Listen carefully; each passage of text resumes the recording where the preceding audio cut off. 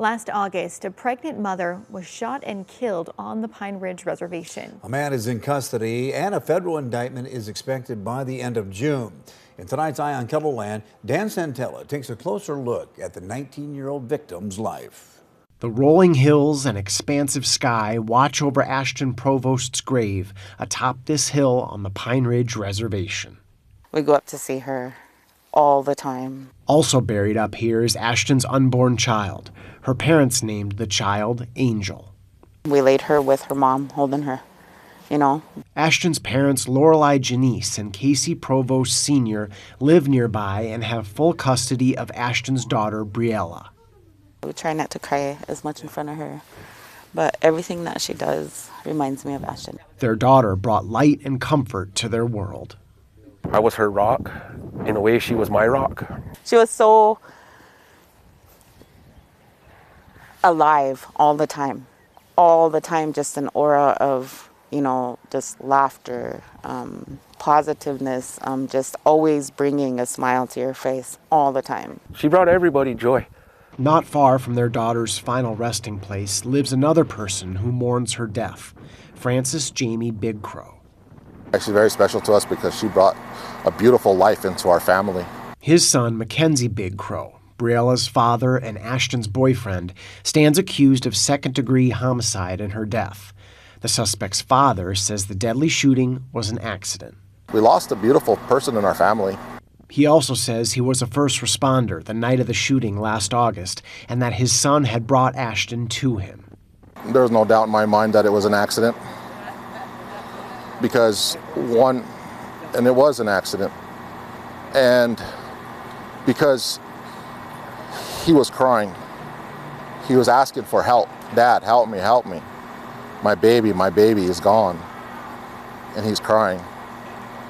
And I'm on the phone with 911. Ashton's mother says Frances Jamie Big Crow called her. He said, I couldn't protect her. I couldn't save Ashton. Mackenzie accidentally shot her. Frances Jamie Big Crow disputes this, telling Kettleland News he did not single out his son as the person who pulled the trigger.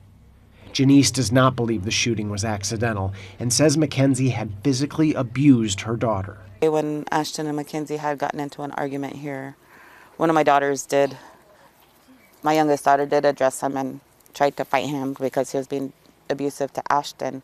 Well, when he came out here, he fired off his gun and drove off. Again, the families disagree.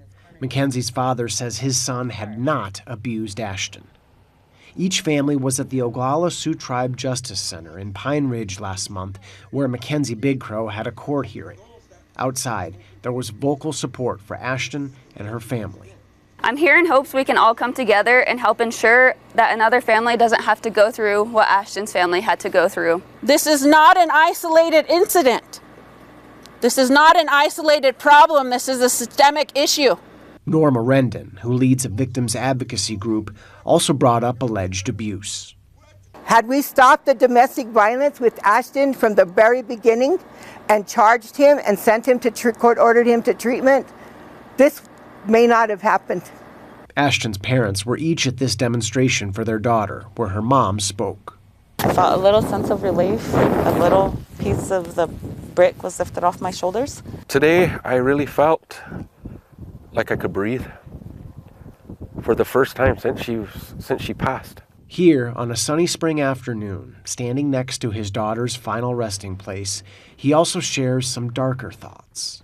There was thoughts in my head also of retaliation, but I can't. That's not who she was.